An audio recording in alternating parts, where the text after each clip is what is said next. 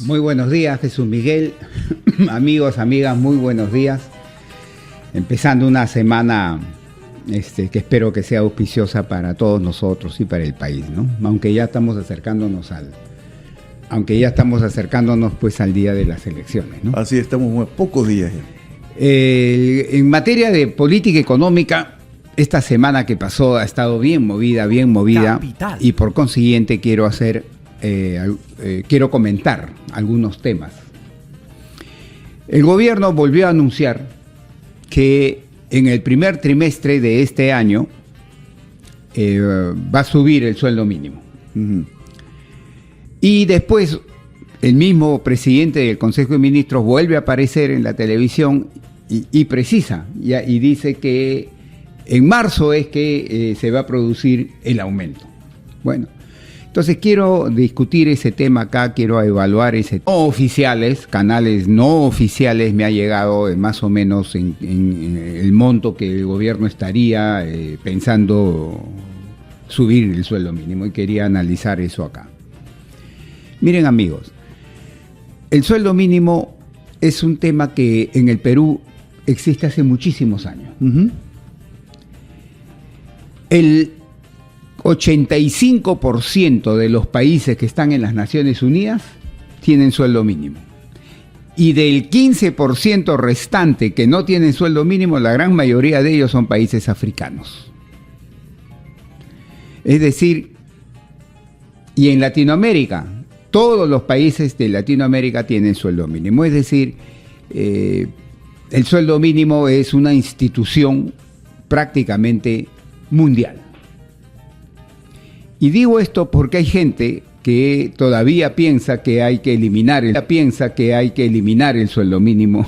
Yo no creo que haya un solo gobierno que se atreva a hacer eso, porque yo creo que no dura 48 horas en el poder.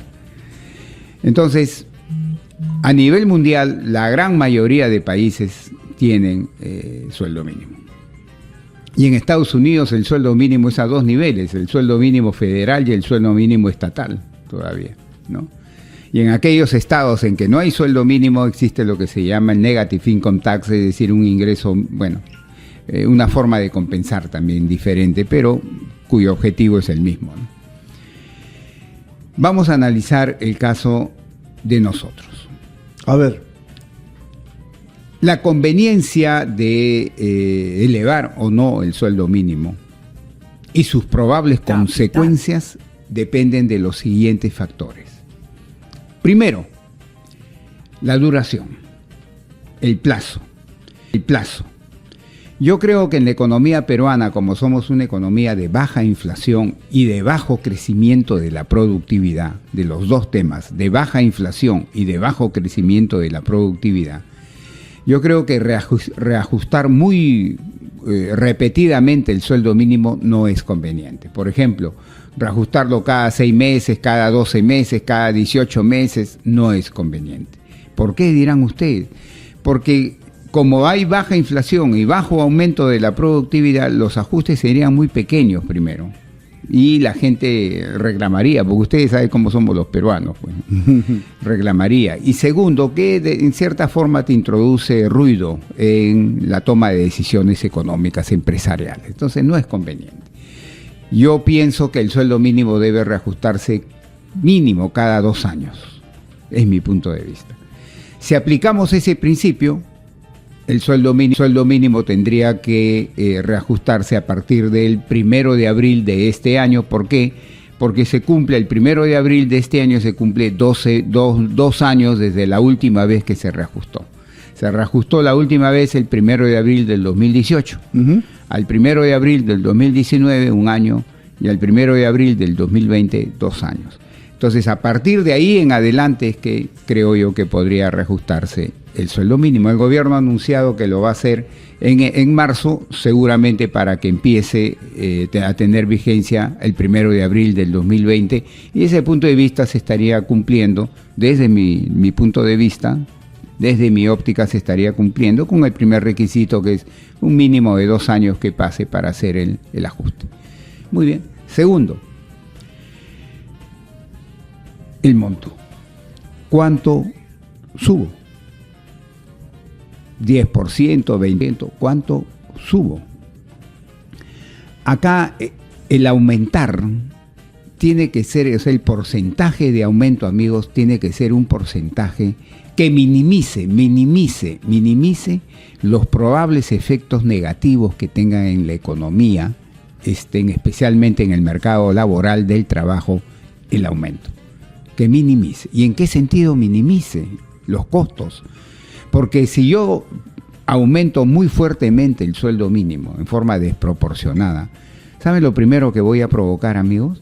Es desempleo en la gente que hoy día está ganando sueldo mínimo, porque si lo subo mucho, la pequeña y mediana empresa, que es la que paga el sueldo mínimo, porque a la grande no le hacen cosquillas, a la gran empresa no le hace cosquillas, pero a la pequeña y mediana, que es la gran mayoría de empresas, sí le afecta. Entonces, si yo subo mucho el sueldo mínimo, ¿qué van a hacer estas empresas si las ajustas? Van a comenzar a despedir gente, pues. Entonces, gente o pasan a la informalidad. Claro, por eso. Pues, si es gente que está ganando su sueldo mínimo ahora, ¿no? Termina en la calle, pierden soy y cabra por un aumento desproporcionado. Tercera consecuencia negativa es que los envío a la informalidad laboral, y lo último que necesitamos hoy día en el Perú es más informalidad laboral. Lo que se necesita es menos informalidad laboral. Entonces, hay que tener mucho cuidado con eso, amigos, porque la gente que está ganando sueldo mínimo ahora puede perder soy y cabra si es que el aumento es desproporcionado, es muy grande, puede provocar desempleo, ¿no? Entonces, ¿qué criterios debo usar? Yo no sé, el gobierno seguramente están haciendo fórmulas sofisticadas. Yo por ahí he analizado el tema, he visto algunos modelos recontra matemáticos sofisticados, incluso un Dynamic Stochastic General Equilibrium Model, lo he visto por ahí.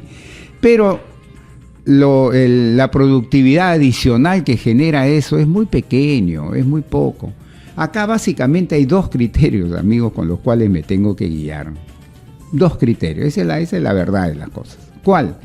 Debo reajustar por la inflación de los 2 años transcurridos, más el aumento de productividad de este tipo de mano de obra que está sujeta a el sueldo mínimo, no al aumento de productividad promedio de la mano de obra del Perú, no, de esa no, del aumento de productividad de la mano de obra que es sujeta al sueldo mínimo, que es una mano de obra por definición de baja educación, de bajo entrenamiento, de baja capacitación, de baja productividad.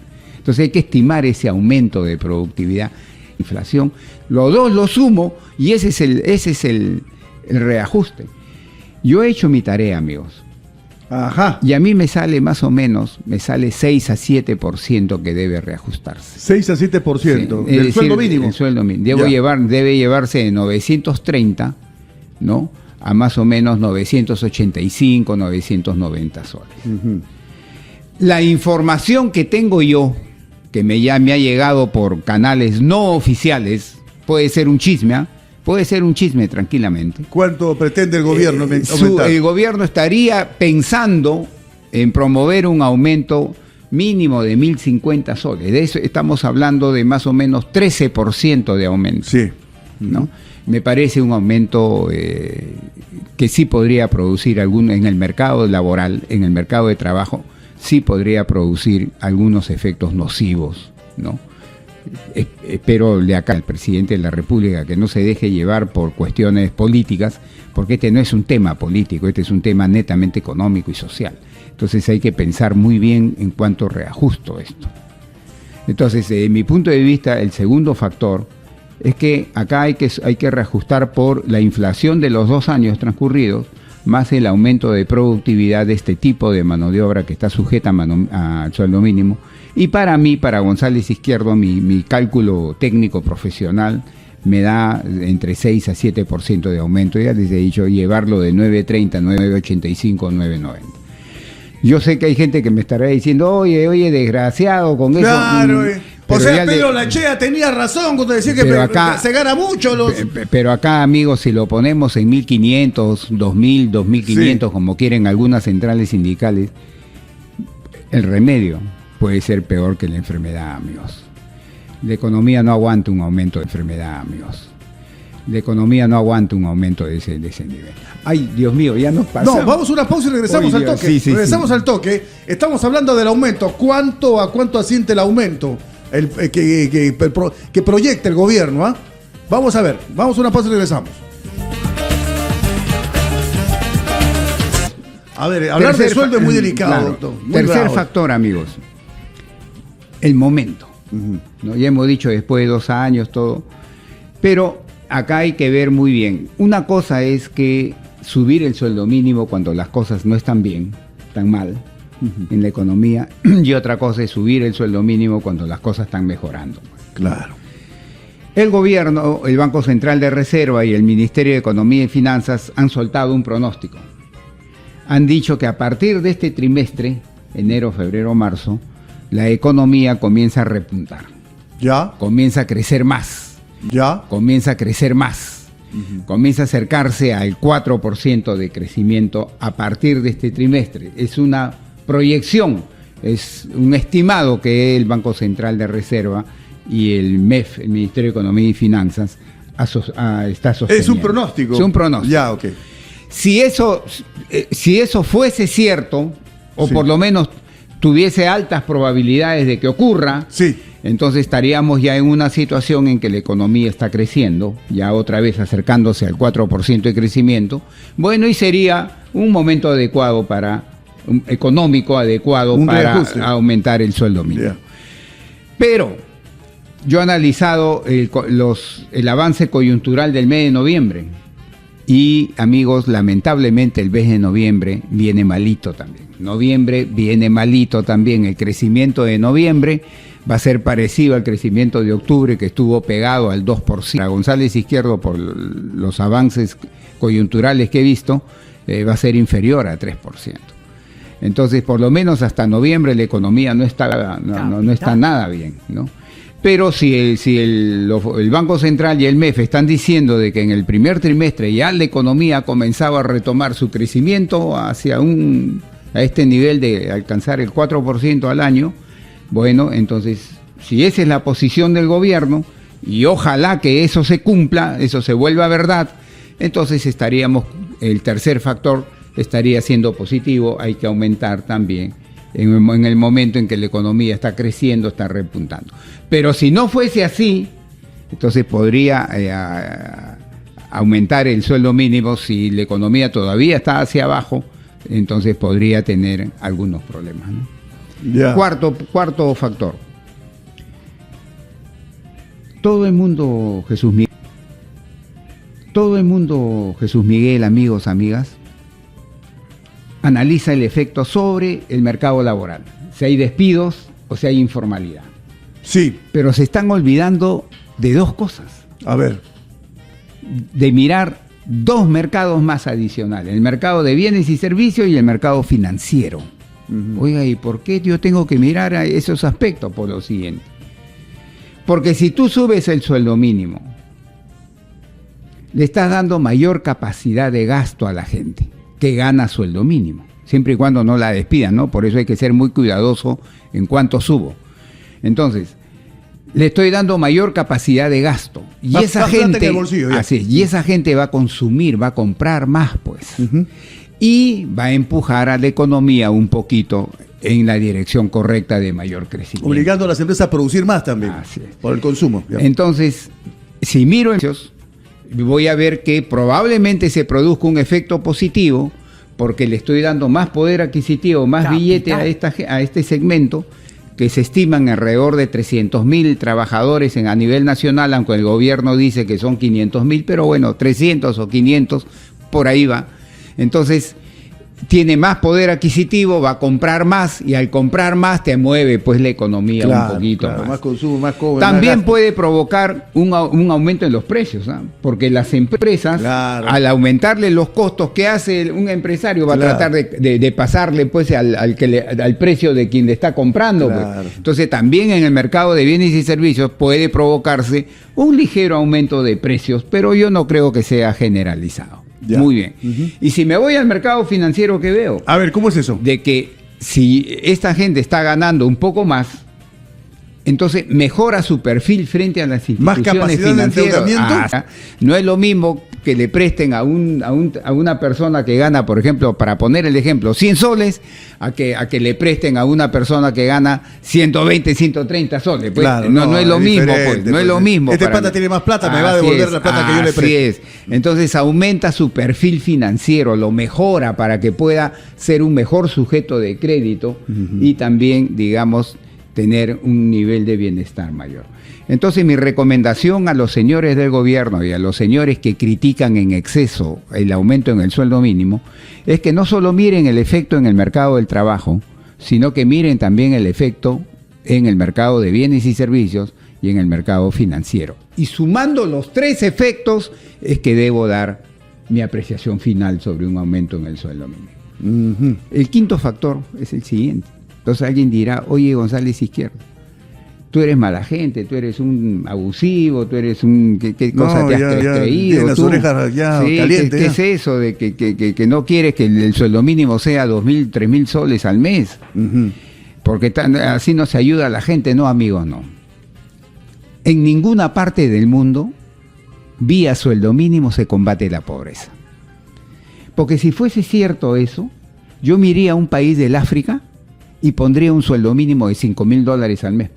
¿Ustedes creen que si pongo un sueldo mínimo de $5.000 al mes en un país africano, se va a acabar la pobreza en el África, en ese país africano? Depende de muchos factores. Díganme, amigo, ¿ustedes creen sinceramente eso? Si fuese tan fácil combatir la pobreza, no habría pues pobreza en el mundo, porque todos los países pondrían sueldo mínimo alto y ya no habría pobreza. Pues. Así es. No es así. No es así. ¿Por qué no es así, doctor? No, el sueldo mínimo no es el instrumento para combatir la pobreza. Si yo quiero ayudar a las personas que están ganando sueldo mínimo, ¿por qué ganan sueldo mínimo esas personas? Porque no tienen suficiente educación, capacitación, entrenamiento, experiencia laboral. Sobre todo los que ganan sueldo mínimo son los jóvenes. Ya. Entonces, si yo los quiero ayudar, es darle más acceso, más oportunidad a que pueda capacitarse, a que pueda estudiar, a que pueda entrenarse si quiere un oficio técnico, a que tenga experiencia, porque entonces de esa forma va a poder él solito generar más ingresos, mejorando su capacidad de producción, de estar pidiendo que me suban el sueldo mínimo. Claro.